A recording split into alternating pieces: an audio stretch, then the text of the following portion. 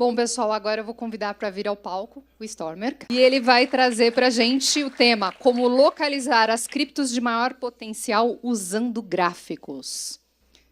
Seja bem-vindo. Tá bom, obrigado. Pessoal, boa noite, então. Primeiramente, eu quero agradecer o convite, o gentil convite para participar aqui. Muito obrigado. E, primeiramente, boa noite para quem tem Bitcoin na carteira, né? Pô, topo histórico, não dá para deixar passar. Eu tenho tanta coisa para conversar com vocês, mas olhando tanta gente inteligente falando antes de mim, honestamente eu me sinto até assim meio envergonhado. Putz, o que eu vou lá falar para os caras? Porque realmente tiveram tantas coisas legais aqui. O pessoal da Declare aqui falando a questão de imposto de renda, que sempre é uma preocupação que a gente tem de fato. O pessoal veio apresentar a questão da Cold Wallet, que eu achei fenomenal a ideia. O pessoal veio falar aqui de tokenização, RWA, puxa, então a gente vem aqui já meio... O Casta também fez uma apresentação fantástica. Bom, mas eu vou tentar trazer alguns conceitos que eu acho que eventualmente podem ajudar vocês, tá? E que podem, se Deus quiser, trazer algumas ideias úteis. Eu particularmente fiquei muito emocionado quando o Jerônimo me citou, tá? Porque eu sempre digo que a gente, às vezes, consegue enxergar um pouco mais longe se a gente senta nos ombros de outras pessoas. Então, assim como eu sentei no ombro de outras pessoas, fico feliz de saber que eu ajudei Jerônimo e outras pessoas que estão aqui presentes. Porque, em última análise, eu tive a felicidade de tudo que eu fazia, tudo que eu fiz na vida, todas as atividades profissionais que eu fiz na vida, eu sempre gostei muito. Então, eu ouvi algumas das pessoas dizendo que faziam algumas coisas que elas não estavam gostando naquele momento. Eu não tive esse problema. Em todas as coisas que eu fiz, eu sempre gostei muito de fazer. E eu gosto muito de operar o mercado. Sou um trader, costumaz, mas eu entendo que trade não é para todo mundo. Tá? E isso é uma coisa que eu tenho que deixar muito claro. Trade não é para todo mundo. E não tem problema nenhum. Nem todo mundo nasceu para ser médico. A gente consegue entender isso. Nem todo mundo nasceu para ser engenheiro. A gente consegue entender isso.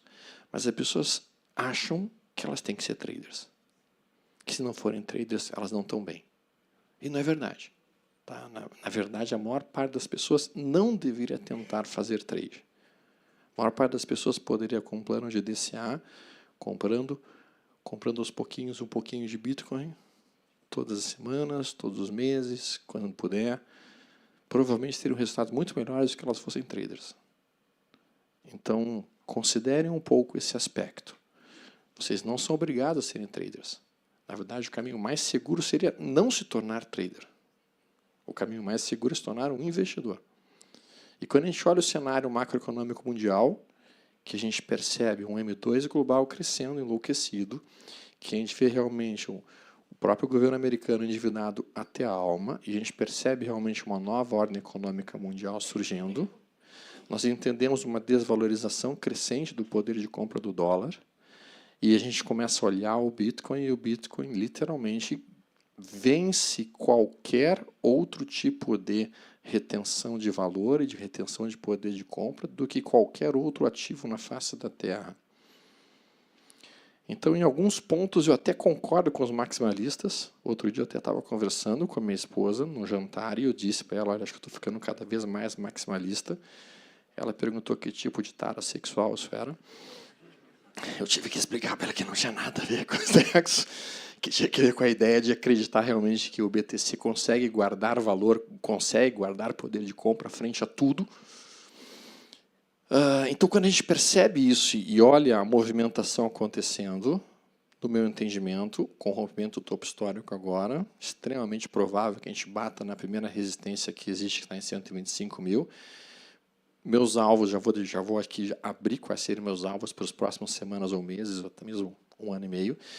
A minha perspectiva é algo em torno de 150 mil antes do final do ano, e meu alvo principal é lá para o maio. Em maio ou junho do ano que vem, a gente conseguir atingir a casa dos 240 mil dólares, 245 mil. É isso que a minha capacidade de olhar o gráfico e o ciclo do Bitcoin indicam como o movimento mais provável daqui para frente. Eu não gosto muito de colocar esse tipo de projeção, porque às vezes a pessoa pode estabelecer uma expectativa e aquela expectativa eventualmente pode atrasar 1 ou 2 meses. Mas o ponto principal que eu queria deixar muito claro para vocês é: nós temos que ter cautela no ano que vem, 2026, por uma série de aspectos. O primeiro aspecto é que, basicamente, a gente vai ter eleições nos Estados Unidos de midterms. Provavelmente o Trump não vai levar essas eleições de midterms, e isso vai mexer todo o mercado. E a gente pode encontrar, inclusive, um topo bem importante para a Bolsa Americana, metade do ano que vem, e para criptos também. Então, ali vai ser uma época que provavelmente eu vou estar ficando um pouco mais líquido. Quando eu digo ficar mais líquido, é trazendo meu dinheiro para BTC, não para dólar. Percebam que o ficar líquido, para mim, não é dólar, é BTC. Por quê? Porque o dólar perde valor de compra a cada ano que passa, enquanto que o BTC ganha valor de compra a cada ano que passa. Então, o conceito de ficar líquido, meus amigos, eu sei que o BTC vai cair? Vai, mas ele vai cair menos que o dólar. Até me perguntaram outro dia se eu acho que o BTC vai chegar a $1 milhão. Vai, só quando chegar a $1 milhão, $1 milhão não vai comprar o que compra hoje. $1 milhão vai ter perdido tanto valor de compra que esse $1 milhão não vai ser o equivalente a $1 milhão. Bom, então todos os trades que eu faço em criptos, a minha função é: eu quero ter mais BTC na carteira. Então, eu vou operar, por exemplo, Solana contra BTC, com o objetivo de eu saio do BTC, compro a Solana e eu volto para o BTC com mais BTCs, porque a Solana vai ter subido um pouco mais rápido ou um pouco mais veloz que o BTC. Quando eu compro, por exemplo, Ethereum contra BTC, meu objetivo não é ficar no Ethereum, meu objetivo é ficar com mais BTCs. Então, as minhas operações são muito rápidas, de entrada em uma determinada altcoin e volto para o BTC. Porque ali é que é o porto de segurança de fato. Não é o dólar. Infelizmente, não é o dólar está perdendo o poder de compra. Então, como é que eu vou fazer isso? Bom, eu utilizo muito um conceito dentro da análise técnica, que talvez os amigos aqui já conheçam, que se chama de força relativa. Tá, então, o que é força relativa? Não é o EFR, tá? Existe o índice de força relativa, que é um indicador, mas aqui eu não estou falando de EFR, aqui eu estou falando de força relativa. Força relativa é você comparar o movimento de um ativo em relação ao movimento de outro ativo. Então, daqui a pouco, se você ver, vou dar um exemplo aqui em ações, mas a gente pode trazer isso para o universo de criptos. Se a gente vê o Bovespa caindo 7% ou 8%, e uma determinada ação no mesmo período caiu apenas 1%, essa é uma ação que está mais forte que o Ibovespa. Se a gente vê o Ibovespa subindo, por exemplo, 15%, e a gente vê uma ação subindo 5%, essa é uma ação mais fraca que o Ibovespa. Então, quando a gente faz esse tipo de comparação, forças relativas, nessa situação aqui, nós vamos tentar localizar qual é o papel, qual é a cripto que está mais forte que o BTC naquele momento. E aquela vai ser a cripto que eu vou querer tirar o meu dinheiro do BTC rapidamente, tomo aquela posição naquela cripto mais forte, capturo um movimento mais rápido, volto para o BTC. E com isso eu vou aumentando a quantidade de BTCs dentro da minha posição ao longo do tempo. Isso é um processo longo, isso não é um processo para enriquecer da noite para o dia. E aqui eu quero realmente largar um pequeno balde de água fria na cabeça dos amigos. O mercado de criptos não é para enriquecer em uma semana ou duas. Infelizmente, algumas pessoas vendem essa falsa ilusão para as pessoas e as pessoas compram porque é uma ilusão que elas gostariam de ter. Mas não é assim que funciona. E tem uma frase que foi dita aqui pelo grupo anterior, que estava o Jerônimo, que estava o Jeff conversando, e que é uma frase absolutamente verdadeira. Que é basicamente o seguinte. Tá? Então, se a gente não aceita a dor no curto prazo, nós estamos abrindo mão do prazer no longo prazo. E se nós aceitamos o prazer no curto prazo, nós estamos aceitando a dor que nós teremos no longo prazo. Então, refletindo sobre isso, a gente entende que muitas vezes a gente tem que guardar um pouquinho de dinheiro aqui.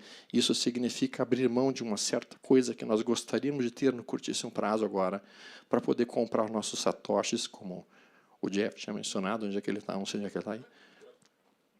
que nem ele tinha mencionado. Então, cara, vou ter que... eu queria tanto comprar isso aqui agora. Não, mas se eu consigo comprar um satoshinho agora, eu consigo comprar mais coisas mais adiante. Ou seja, ter o prazer de longo prazo, abrindo mão do curto prazo. As pessoas não fazem isso geralmente, infelizmente. Bom, então a força relativa ela vai ser avaliada de que maneira? Eu vou utilizar como minha base, o meu benchmark não é mais dólar. Esqueçam dólar. Semana passada eu estava voltando, tinha ido para Mendoza, passei pelo Duty Free. Aí o meu Macallan, que eu sempre comprava, estava na faixa de 170, 180 dólares, pô, 360 dólares. Nem o meu whisky mais fica em paz, porque o dólar não consegue nem sequer manter valor frente ao whisky, quanto mais outras coisas. Mas observe isso aqui, ó. Então, quando a gente vê um ativo fazendo, seja Bitcoin, seja Ethereum, fazendo uma movimentação lateral, isso aqui na análise técnica nós chamamos de uma congestão, uma movimentação lateral, e um outro ativo conseguindo manter uma sequência de topos e fundos descendentes, e um outro ativo mantendo uma tendência de topos e fundos em queda, a gente começa a perceber que os ativos vão ter diferentes formas de se deslocar dentro do mercado. Isso aqui, congestão lateral, sempre deve chamar a atenção de vocês, porque na maior parte das vezes, congestões laterais são onde os grandes tubarões estão agindo, são onde os grandes institucionais estão agindo. Então, por exemplo, eu vi muita gente comemorando quando saiu o ETF do Ethereum, quando saiu o ETF do próprio Bitcoin. Muita gente comemorou isso. Eu falei assim, caras, não sei o que eles estão comemorando. Ethereum vai ficar de lado por vários e vários meses. Bitcoin vai ficar de lado por vários e vários meses. Por que isso? Porque se vocês forem gestores de um ETF, vamos lá, vocês são gestores da Grayscale, vocês estão liberados para comprar 500 milhões, 500 bilhões de dólares em Ethereum. O que vocês vão fazer? Vocês vão apertar um botão de compra imediatamente, 500 bilhões de dólares em Ethereum. Se vocês fizerem isso, Ethereum dispara e vocês não vão comprar nem um décimo, nem um milésimo do que vocês queriam. Então, o que vocês fazem? Vocês ligam um robozinho de acumulação. Esse robozinho de acumulação é um desgraçado. O que ele faz? Ele compra 3 e ele vende 2. Ele compra 3 e vende 2. Compra 3, vende 2. Compra 3, vende 2. Compra 3, vende 2. E ele vai acumulando de um em um e não deixa Ethereum sair do lugar por vários e vários meses. Isso forma essa coisa extremamente chata, que é uma lateralização. E aí o cara fica armadilhado aqui. E esse tempo que o mercado vai ficando de lado vai tirando o varejo. Vai tirando o varejo e daí vem aquilo que o Casta mencionou, que o varejo está vendendo seus ativos para o institucional, porque o institucional está ganhando do cara na paciência. Então, quando a gente tem esse cenário, a gente tem que saber, ok, tem um institucional aqui que provavelmente está acumulando, ele vai ter um preço médio, geralmente na metade dessa consolidação. E isso já é uma informação extremamente útil para nós. Porque dentro dessas consolidações, nós temos uma região que é o suporte, que é o último fundo, e ali sempre o ponto perfeito para tomar posições em criptos. Se vocês têm algum ponto para comprar criptos, vocês têm que comprar perto do suporte. Você tem que comprar perto do suporte. Não é comprar depois que subiu. Mercado financeiro tradicional, ações Estados Unidos, ações Brasil e criptomoedas partem de um princípio básico. Tu compra depois que caiu e vende depois que subiu. Tu não compra depois que subiu para vender depois que subiu mais ainda. Isso é uma coisa básica. Só que quando cai, as pessoas têm medo de comprar. Quando cai, e geralmente cai no momento em que saem várias notícias, essas notícias têm um único propósito, assustar o varejo. Então, quando tu olha uma notícia péssima, que causa aquele medo, que causa aquele desespero, o varejo começa a vender, e essa notícia invariavelmente acaba sendo muitas vezes plantada, colocada de propósito, para induzir vocês a fazerem vendas desnecessárias. Porque eles precisam comprar os ativos de vocês. Mas eles não querem pagar caro por isso. E qual que é a maneira deles fazerem isso? Eles precisam fazer com que vocês tenham vontade de vender. E como é que eles fazem isso? Gerando algum movimento de medo.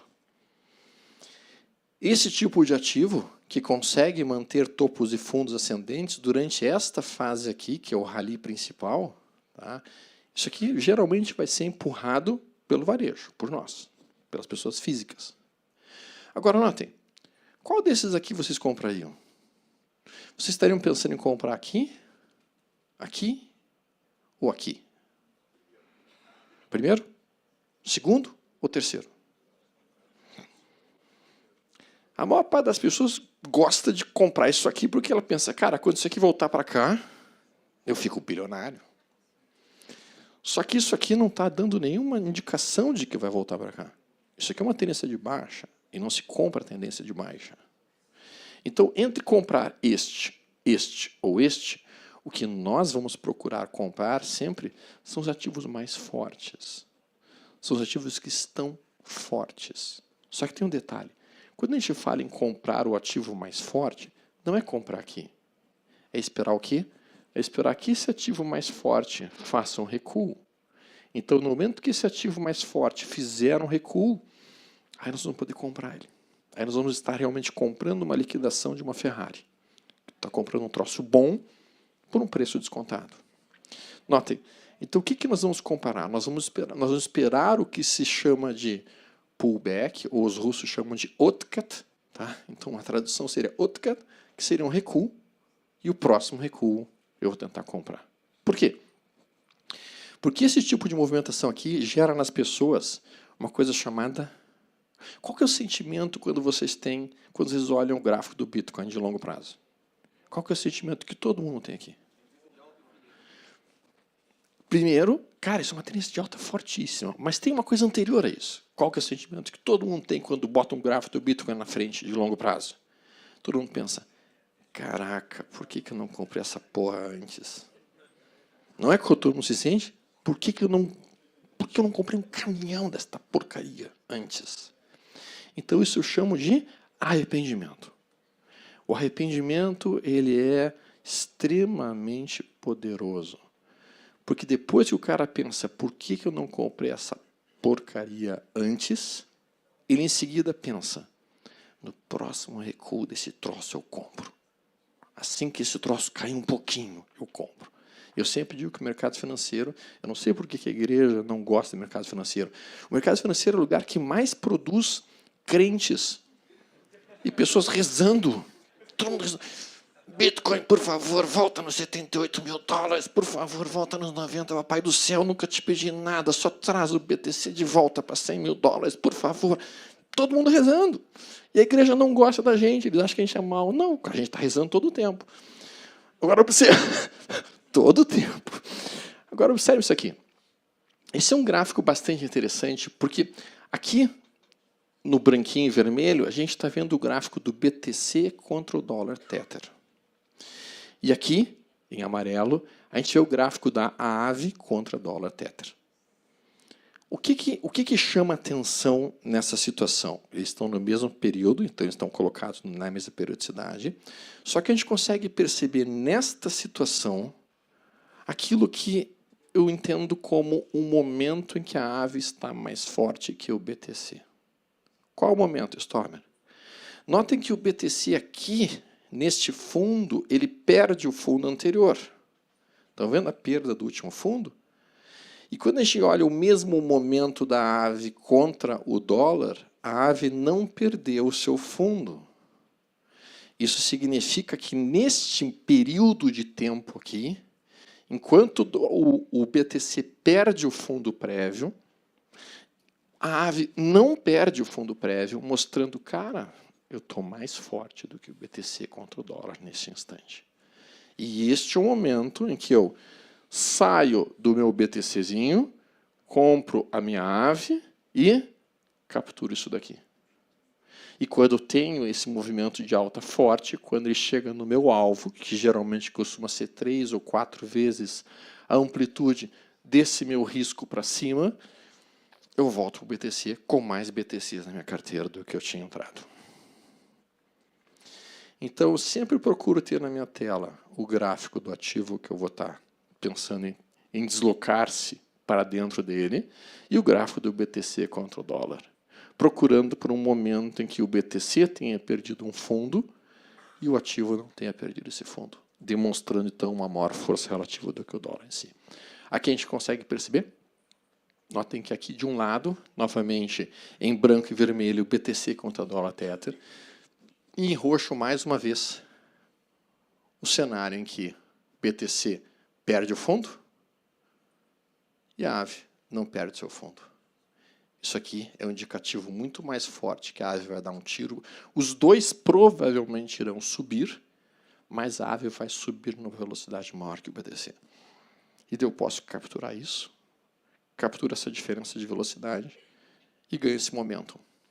Vejam que aqui a gente tem um outro exemplo, tá, em que a gente observa movimentos bastante parecidos durante todo esse cenário, e notem que acontece essa divergência e a gente consegue acelerar dentro da AVE num ritmo mais rápido que o BTC subiu. O BTC, na verdade, ficou de lado aqui durante toda essa fase, enquanto que a AVE vem numa boa movimentação de alta. Agora vamos pegar um exemplo um pouquinho diferente. Aqui ficou um pouquinho... Eu tinha colocado umas linhas aqui que infelizmente não apareceram. Veja que aqui em branco, pessoal, nós temos também BTC contra dólar. Aqui em vermelho a gente tem a ONDO contra dólar. E aqui em verde a gente tem a SEI contra dólar. Vejam que aqui o BTC não perde o seu fundo. Aqui também nós tivemos a SEI quase perdendo o fundo. E aqui a gente percebe a SEI perdendo o fundo. Isso demonstra o quê? Isso demonstra um momento em que a SEI estava muito mais frágil do que o BTC. Então, onde é que eu vou querer deixar meu dinheiro? Em BTC ou em SEI? Em BTC. Então, quando eu vejo o BTC não perdendo o fundo e uma outra cripto, uma outra altcoin, perdendo o seu fundo, para mim isso é uma clara indicação de que eu não devo ficar naquela altcoin, eu devo ficar no BTC. E muitas vezes, um bom trader, ele faz o seu dinheiro, a maior parte das vezes, entendendo o que ele não deve fazer. Mais até do que ele deve fazer. Então, quando eu observo essa situação, o ativo que eu estava cogitando uma entrada perdendo fundo, e o BTC não perdendo fundo, ok, eu fico no BTC. Prefiro ficar no BTC. É mais seguro ficar no BTC neste caso. Vejam que aqui a gente percebe novamente mais uma situação. BTC perdendo fundo. A gente vê aqui que, neste caso, a SEI não perdeu o fundo. O que acontece com a SEI? Um tiro de forte movimentação de alta. O BTC também subiu. Sem dúvida alguma que o BTC subiu. Mas ele subiu numa velocidade bem menor do que a SEI. Enquanto que a SEI aqui teve uma valorização de quase 40%, o BTC naquele caso teve uma valorização de 8%. Então o que eu faço? Eu saio um pouquinho do meu BTC, e eu nunca vou sair total do meu BTC, e eu desloco o meu dinheiro para a SEI. Quando faz o movimento, se aproxima do topo anterior, se aproxima de uma região em que a SEI mostrou fraqueza, batendo nessa área. SEI, muito obrigado, tu me entregou mais BTCs do que eu tinha, fico feliz contigo, mas eu não te quero mais. Volto ao BTC. Chegou a dúvida ali? Vai lá. Aliás, pessoal, eu gostaria de perguntar uma coisa, vamos aproveitar que a gente está aqui com um grupo. É só levantar a mão e fala. Vai lá. Sim. Tá, boa pergunta. A pergunta dele foi se dá para operar no inverso assim. Dá para operar no inverso sim. Segunda pergunta dele, alavancagem. Indico ou não indico? A única diferença que existe entre eu e a maior parte dos amigos aqui é que eu já fiz mais cagadas que todos vocês aqui. Essa é a única maior diferença. É bem provável que eu tenha feito mais cagada que todos vocês juntos. Porque eu estou há mais tempo dessa loucura, nessa vida louca. Então, assim, só que por que eu não quebrei? Por que eu nunca quebrei até hoje? Eu comentei isso com o Jerônimo. Eu nunca quebrei até hoje porque eu não alavanco. Eu não alavanco. Eu não alavanco. Alavancagem, primeiro, quando tu alavanca, geralmente tu está jogando um dinheiro que não é teu. Faz sentido eu pegar dinheiro que não é meu para investir em renda variável? Se der errado, eu vou perder mais dinheiro do que eu tinha, do que eu tenho. Então, um dos caminhos mais rápidos, líquidos e certos para o cara quebrar é a alavancagem. Dá para fazer uma alavancagem de BTC? Dá, porque ele é mais sossegado. Ele não tem tanta volatilidade quanto outros ativos. Mas o cara fazer uma alavancagem de 10, 15, em cima de uma SEI, em cima de uma ONDO, o cara até pode se dar bem uma ou duas vezes, mas vai ter um momento que ele vai levar uma no meio da nacelle dele, que ele não vai ver nem da onde que veio o torpedo. Então, assim, para a maior parte das pessoas, minha resposta seria, cara, não alavanca que vai dar merda. Especialmente se o cara não tem profundo conhecimento do que ele está olhando no gráfico, se ele não tem uma disciplina brutal para deixar o seu stop ali e não, digamos assim, desligar o stop, porque muitas vezes o cara até, vou colocar uma compra aqui, meu stop está aqui embaixo, aí o ativo e ele dá uma alavancada, geralmente 5 ou 10 vezes, e aí quando o mercado começa a se aproximar do stop dele, ele pensa, mas eu vou perder muito dinheiro aqui. Eu vou perder muito dinheiro aqui. Quem sabe eu dou só um pouquinho de folga no meu stop, quem sabe eu abaixo só um pouquinho o meu stop, e daí ele começa a baixar o stop dele e começa a rezar. São as duas medidas iniciais que o cara toma, né? Achando que com isso ele está protegido. Né? Ele começa a baixar o stop e rezar. Papai do céu, por favor, papai do céu, faz essa porra subir, por favor. E aí vem a terceira medida, a medida mais esperada de todas. Depois que ele viu que o papai do céu não respondeu de imediatamente a oração dele, ele pensa, cara, quem sabe eu dobro minha posição. Quem sabe eu faço um preço médio aqui e agora eu compro mais aqui embaixo porque meu preço médio cai e se esse troço sai um pouquinho, me salvo. E daí ele vai para um preço médio. E quando o cara faz esse processo, o que acaba acontecendo? Primeiro, ele já não está mais conseguindo analisar o gráfico com tranquilidade. Porque agora está nervoso, porque está com um capital muito grande. Então, assim, à medida que tu alavanca, o nível da capacidade que tu tem de ler o gráfico diminui muito. Então, por isso que eu recomendo a maior parte das pessoas, especialmente para quem está no início, time frames maiores e operar leve. Operem leve. A maior parte das pessoas que eu estou vendo aqui são super jovens.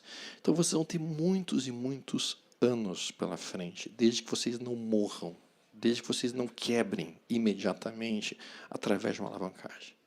O time frame mais curto que eu entro no mercado de criptos é o de 240 minutos. Eu não entro em nenhum time frame menor do que esse.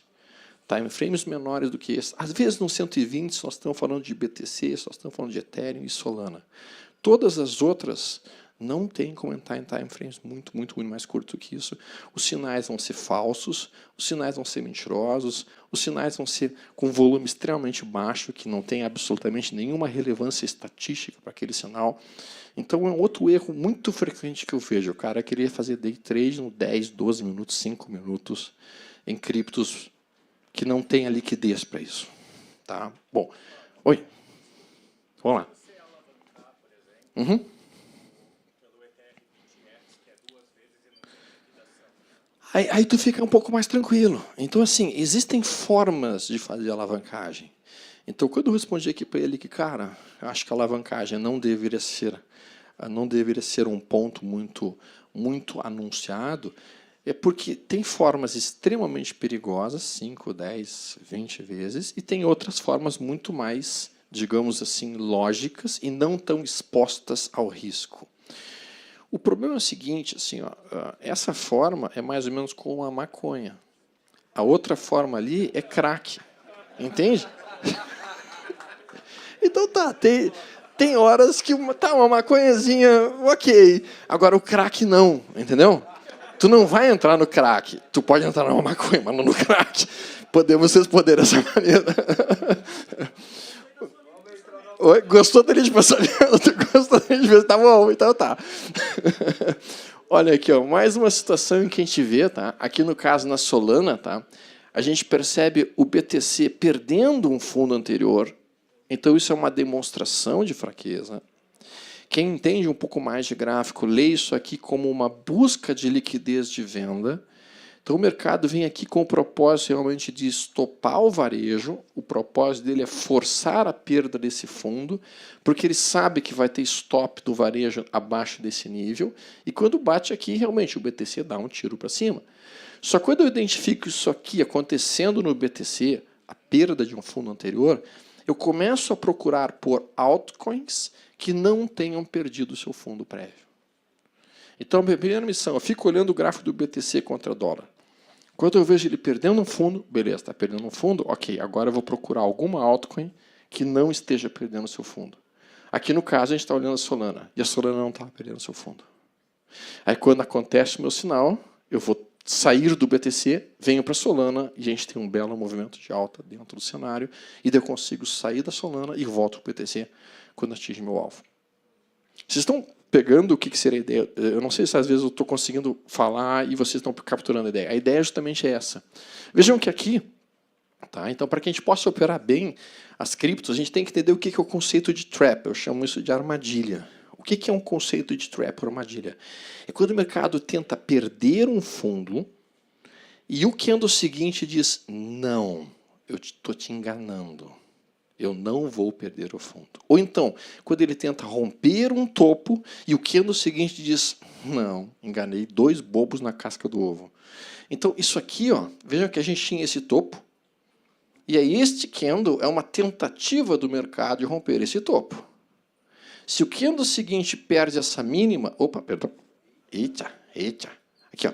Se o candle seguinte perde essa mínima, literalmente ele pega todo mundo que entrou comprando este rompimento, acreditando que o mercado ia andar, e isso começa a tirar eles rapidamente do jogo e o mercado dá uma derretida. E o que é o trap de compra? A armadilha de compra, podemos por assim dizer. Quando a gente tem um fundo estabelecido, o mercado vem, em um candle ele perde esse fundo, e isso aqui nada mais é do que o institucional dando uma forçadinha, porque ele sabe que vai ter o stop do varejão aqui, e quando perde isso daqui, o cara do varejo se desespera, e daí começa aquela choradeira, tu entra nos fóruns, falando, e agora o Bitcoin vai cair para 11 mil, o Bitcoin vai cair para 20 mil, o Bitcoin vai cair para 70 mil. Se fizer, eu estou feliz, mas não vai, infelizmente. E aí, quando rompe a máxima desse candle aqui, no candle seguinte, o mercado está te dizendo, não, eu só enganei. Isso é extremamente frequente em criptos, pessoal. Vocês olhando gráficos, vão ver várias e várias vezes isso acontecendo. Isso é uma oportunidade ímpar de fazer dinheiro. Fazer um dinheiro rápido. Fazer um trade. Tá? Isso aqui não tem nada a ver com holder. Isso aqui não tem nada a ver com o cara que está querendo montar um DCA. Isso aqui tem a ver em querer aproveitar essa oportunidade. Tipo, quando eu vejo isso aqui, o dinheiro está se jogando na minha frente, ok, eu vou lá e aproveito. Aqui, ó. Mesma situação, um trap em cima do topo anterior, quando perde a mínima, inicia um movimento de correção. A gente vai ver isso aqui, olha o cenário bem claro. Vejam que aqui a gente tem uma pequena sombra superior na NIR contra o dólar, que ela aparece aqui assim, está um pouquinho... Acho que o pessoal lá do fundo talvez não consiga enxergar. Dá para enxergar? Beleza. Vejam que este candle aqui, ele está tentando romper essa região de topo. Então, este momento aqui, o mercado dizendo, eu vou romper, eu vou romper, eu vou romper. E daí vem um monte de empolgado, vem um monte de gente eufórica, enlouquecido para querer comprar esse topo. Cara, o cara que compra essa máxima, com perdão da expressão, ele é um animalzinho, cara. Porra, só um animalzinho compra aqui, cara. Depois do 4º dia consecutivo de alta, na ruptura do topo anterior, o animal vem querer comprar aqui, cara. Não, não façam isso. Vocês têm que comprar depois que caiu, em cima de uma zona de suporte. O que o mercado faz no candle seguinte? Ó, perde essa mínima, começa a cair. O cara que comprou aqui fala, meu Deus do céu, foi enganado. O cara que comprou aqui está pensando, vou botar meu dinheiro no bolso. E o cara que comprou aqui que fala, eu vou sair daqui antes que eu tenha um prejuízo. Então todo mundo fala, vamos sair correndo. Fujam para os morros. Não tem um único dizendo assim, não, vou comprar. Então, e aí o mercado faz forte um movimento de recuo. Vejam que aqui novamente, então, a gente percebe a situação inversa. E isso aqui, se vocês pegarem só este slide e guardarem na memória de vocês, talvez isso consiga trazer algum dinheiro para vocês. A gente estabeleceu um fundo aqui nessa região em que a gente tem mínima, mínima mais baixa, mínima mais alta. Esse aqui é meu conceito de fundo, tá? E o meu conceito de topo é quando eu tenho um que anda com máxima, massa mais alta e massa mais baixa. Então esse aqui é meu conceito de topo. Vejam que aqui a gente tem um fundo. Esse fundo ele é ameaçado por esse candle. Então essa sombra inferior aqui está literalmente tentando perder esse fundo. Quando no candle seguinte a gente compra essa máxima, bingo! mercado está dizendo, não vou conseguir perder o suporte, me desculpa, vou subir. E aqui no ponto de compra, 1 centavinho acima dessa máxima. E onde é que fica teu stop, Stormer? E essa aqui é a beleza da coisa. Meu stop fica 1 centavinho abaixo dessa mínima. E eu pego essa amplitude e eu largo para cima em 3 vezes meu risco para cima. E quando bate aqui, eu volto para o BTC. Então, essa é a dinâmica que eu vou fazer. Eu vou procurar sempre por traps. Aqui mais um trap. Olha que trap bonitinho. Olha essa longa sombra inferior aqui. E olha esse fundo estabelecido aqui. Quando perde esse fundo, no que no seguinte diz assim, não. Literalmente o mercado está dizendo, cara, eu quero vir para cá. E se o mercado não vai para um lado, usualmente ele acaba indo para o outro. Tá, isso aqui é que nem aqueles batedores que antigamente eu tinha 7ª cavalaria americana e os batedores iam na frente para ver se tem índio. E em volta e meia voltava 1 ou 2 daqueles batedores cheios de flechada nas costas. A gente ia por cima do cavalo assim, não vai para lá que tem gente, vai me matar. Isso aqui é flechado nas costas do desgraçado que foi na frente. O que se empolgou achando que o troço ia cair. E quando ele viu, não, é para baixo que vai. Então vejam que com isso a gente pode também estar utilizando o CoinMarketCap para localizar ativos que estejam num bom ponto de entrada. Que é o quê? Eu vou procurar por isso aqui, ó. Quando eu boto o CoinMarketCap, quando vocês botarem ali, vocês podem fazer um rastreio pelas maiores altas dos últimos 7 dias. E daí vocês vão procurar pelas maiores altas dos últimos 7 dias, que tenham conseguido uma boa alta no diário, então esses dois aqui tem que estar verdinhos, mas você quer um recuo na última hora. Porque isso vai identificar para vocês rapidamente o quê? Um papel que está fortemente direcional para cima no time frame de 7 dias, o papel que está forte em alta no gráfico diário, mas que deu uma corrigida nas últimas horas. E essa corrigida vai trazer o ativo para perto de uma zona de suporte, que é o que a gente quer comprar. Nós queremos comprar os suportes das tendências de alta. A gente não vai querer comprar suporte tendência de baixa. Dentro da tendência de baixa, a gente não procura comprar. Então, essa ferramenta ela é extremamente interessante. É isso aqui que eu vou estar procurando. Alta nos 7 dias, alta no diário, recuo numa hora. E isso vai entregar uma situação bastante... E a gente pode olhar aqui, ó, o próprio CoinMarketCap já tem um gráficozinho aqui do lado, que a gente consegue ver o ativo formando um fundinho perto do fundo anterior, uma entrada nesse nível, stop aqui embaixo e alvo no topo anterior. A relação risco-benefício ela fica muito favorável para um trader que assuma isso. O que mais que eu queria falar aqui para vocês? Ah, oi. Vai lá. Qual que é a sua restrição quando você vai ver essa altcoin que eu não quero nem... Tá, boa pergunta. Restrições para altcoins, tá? Normalmente, assim como eu mencionei, eu fico pouquíssimo tempo exposto em altcoins, tá? Porque eu entendo que de todas as criptos, de tudo que existe no universo de criptos, a única que eu realmente acho que ela é válida de fato, Bitcoin, Ethereum, Solana e todo o resto eu boto um ponto de interrogação. Honestamente falando, todo o resto é ponto de interrogação. Então, em todas as outras altcoins, e eu espero um dia estar errado em relação a isso. Tá? Todas as outras altcoins, eu realmente vou fazer entradas que vai ser de no máximo 10% a 15% do meu patrimônio, no máximo, não mais do que isso, para não expor muito do meu patrimônio em algo que não tem muita relevância.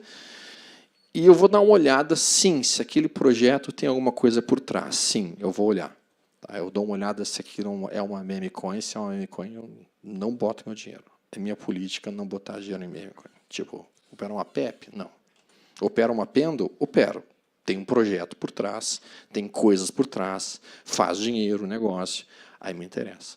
Então, o meu filtro é, isso aqui é de verdade? Existe alguma coisa por trás?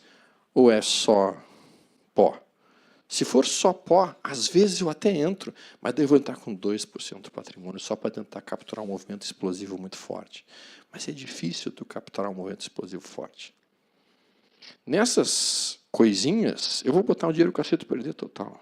Por exemplo, tem uma ação no mercado americano, até estava comentando com o pessoal ali fora, que eu peguei parte do meu capital, que eu aceito perder total, comprei. E, na minha opinião, vai ser uma ação que tem um potencial de avaliação muito próximo ao do Bitcoin, honestamente. Qual? Que é o BT. Que o BT é uma ação, é uma das maiores empresas americanas que está trabalhando em computação quantitativa. 4 meses atrás estava em 30 centavos, e agora está em 15 dólares. E meu alvo é algo em torno de 250. E se essa empresa girar o processo de computação quântica, cara, a computação quântica vai explodir. Vai ser um troço brutal. Então, quando a gente olha isso, essa é a oportunidade. Isso aqui eu queria mostrar, tá? Porque este aqui, se eu pudesse resumir o meu estilo de operar criptos em uma única tela, seria isso aqui. Aqui, então, a gente está vendo o gráfico SUI contra BTC. Então, aqui eu peguei o gráfico da SUI, estou colocando contra o BTC, não é contra o dólar. O que eu vou buscar? Estão vendo? Essa média móvel aqui, que está um pouco mais grossa, ela é a média móvel de 70 períodos. Uma média móvel longa. Por que 70 e não 140? Porque eu quero. Por que não 80? Pode ser 80? Pode. Pode ser 50? Pode. Eu gosto de um 4-4, porque é Fibonacci. Pode. A que tu quiser. Tem que ser uma média móvel longa para representar um período mais longo de existência. Ok? Então, o que eu vou querer é, se isso aqui está subindo, eu vou tentar comprar o estocástico lendo sobrevendido. Se isso aqui está caindo, eu vou querer vender um estocástico lendo sobrecomprado. Então, a média vai me dizer se eu vou usar o sinal de compra ou se eu vou usar o sinal de venda. Se isso aqui está subindo, não me importa que isso aqui esteja sobrecomprado. Tá? Se isso aqui está subindo, isso aqui pode ficar sobrecomprado um monte de tempo que não vai dar nenhum sinal de venda decente. O que me interessa quando isso aqui está subindo é eu estar com isso aqui sobrevendido e formar um fundinho. Aí eu vou comprar a SUI contra o BTC e quando chegar nesse topo aqui, eu saio da SUI e volto com mais BTC no bolso. Então, isso aqui é a minha essência. E quando eu estou nessa situação, caindo, a média móvel de 70 está aqui me dizendo, cara, estou em tendência de baixa, estou me desvalorizando frente ao BTC. Nesse momento, eu vou procurar, sim, o estocástico lento sobrecomprado, aqui acima de 80. Quando baixa nesse ponto, esse candle que vocês estão vendo aqui, ó, ele é um trap. Quem prestou atenção no que eu estava conversando agora há pouco, a gente consegue, nessa sombra superior, tentar romper esse topinho estabelecido e tentar romper essa média móvel. E o candle seguinte é, não vou subir. E o que o ativo faz? Desmancha. Então, isso aqui, perfeita venda da SUI contra a BTC. E aqui, uma perfeita compra da SUI contra a BTC. Isso aqui é maravilhoso de ser feito. Eu faço isso. A gente está olhando aqui num gráfico de 240 minutos. Quem quiser trabalhar, pode trabalhar esse time frame, porque é bem sossegado. O único inconveniente é que vai dar trade de madrugada. E aí tu não vai poder dormir direito. Né? Mas pode ser visto também no diário. Pessoal, eu tenho mais 1 minuto. Aqui, ó. Daí em seguida eu já abro para vocês. Ó. Compra. Aqui no diário. Aqui Ethereum contra BTC. Esse movimento aqui em que a média móvel está para cima. Esse estocástico lento aqui. Esse fundo se formando. Compra de Ethereum contra BTC. Quando bate no meu alvo, que seria próximo desse topo anterior aqui, saio do Ethereum e volto para o BTC. Isso aqui. E, ó, a AVE contra a BTC. Ó. Olha a média móvel subindo. Olha o estocástico lento aqui embaixo. Olha esse fundo formado aqui. Esse comprimento. Compra a AVE. Sai do BTC por pouquinho e volta para cima. Volta para o BTC em seguida. Isso que eu vou buscar para identificar os melhores pontos de entrada. Eu tinha mais alguma coisa para falar para vocês, mas eu queria abrir espaço para vocês poderem fazer perguntas. Aqui. Vai lá, por favor. Eu achei o trap muito sutil. Sim. Para iniciante, esperam essa estimação? Espera romper o candle que acionou o sinal, por exemplo. Vamos botar aqui. Ele é bastante simples quando tu entende a ideia. Ó. Vou voltar aqui para cá rapidamente, na ideia do trap. Aqui, ó. Vejam que este candle, enquanto ele está perdendo a mínima, eu não tenho como dizer se ele vai voltar a subir ou não. Então, eu não faço nada. Eu fico quieto apenas olhando. O que eu faço é, eu coloco um start de compra 1 centavo acima dessa máxima. Se o candle seguinte romper essa máxima, e tem que ser o candle seguinte, essa ordem vai ser executada. Se o candle seguinte continuar caindo, ou mesmo ficar de lado aqui, a ordem é cancelada e acabou. Não entrei. Então é isso que me deixa mais tranquilo. Eu só vou comprar se realmente o troço começar a subir. Se romper. Então tem que esperar o rompimento. E aí, com isso fica muito mais tranquilo. Por exemplo, quando estava rompendo esse topo anterior aqui, quando estava na máxima aqui desse candle, eu não sabia se ia ser um trap ou não. Né? Agora, eu já deixo uma ordem de venda 1 centavo abaixo dessa mínima. Se o candle seguinte perder essa mínima, aciono a venda. Se no candle seguinte não acionar, já tiro a ordem. Tem que ser o candle seguinte. Mas isso só quando você tem uma sombra relativamente grande, mas você tem alguma proporção de sombra? Não precisa ter uma sombra enorme aqui. É óbvio que se a sombra for gigantesca, é mais eficiente o sinal, sim. Mas pode ser, às vezes, 2 ou 3 centavinhos perdendo fundo, e foi tudo que o institucional conseguiu empurrar abaixo daquele fundo antes que já entrasse o comprador tomando, e aí não tem mistério. Então, eu não procuro ficar muito preocupado com aquilo. Acho que eu gostaria de responder só mais uma pergunta. Tinha mais uma pergunta aqui? Vai lá. Quando você mostra a estratégia de sair da sua e voltar para o BTC, Sim. você espera um novo momento de entrada no BTC ou você fecha naquele momento que está para não correr o risco do... Tá, a pergunta dele foi... Joia, a pergunta dele foi, quando eu executo a minha saída do BTC e eu entro numa SUI, eu espero que tenha um momento de saída da SUI para voltar para o BTC, ou eu faço uma forma diferente? Eu calculo um alvo, tá? Então eu pego, geralmente meu alvo é 3 vezes o risco que eu estou assumindo, então digamos que nesse caso aqui, eu tenha feito a compra aqui, e meu stop está aqui embaixo. Eu vou pegar isso aqui, jogo 3 vezes para cima, e quando bate naquela região do alvo, eu liquido completamente a posição e eu volto para o BTC. Eu não espero, dei um sinal de que eu tenho que voltar ao BTC. Bateu no alvo, sai fora. Então você não troca aí o USDT para esperar o momento... Não, já volto. Sim, eu já opero direto a paridade SUI e BTC. Senão eu teria que sair da SUI e ir para o dólar, depois para o BTC. Não, eu já faço SUI e BTC direto. Para mim é muito mais tranquilo. Novamente, eu quero agradecer muito o convite. Espero que as ideias aqui sejam interessantes. Depois, ali no coquetel, eu vou estar perto. Tá? E lembrando para os amigos que esse tipo de movimentação, infelizmente, ela é rastreada, obviamente, pela Receita. Então, cara, a gente tem que estar sempre em dia com a Receita Federal. Tem impostos e mortes são as 2 certezas da vida. Alguns já colocam dúvida sobre a segunda, mas em relação à primeira, não tem como ter dúvida. Então, eu acabo usando a Declare, que ela ajuda isso aí, pessoal.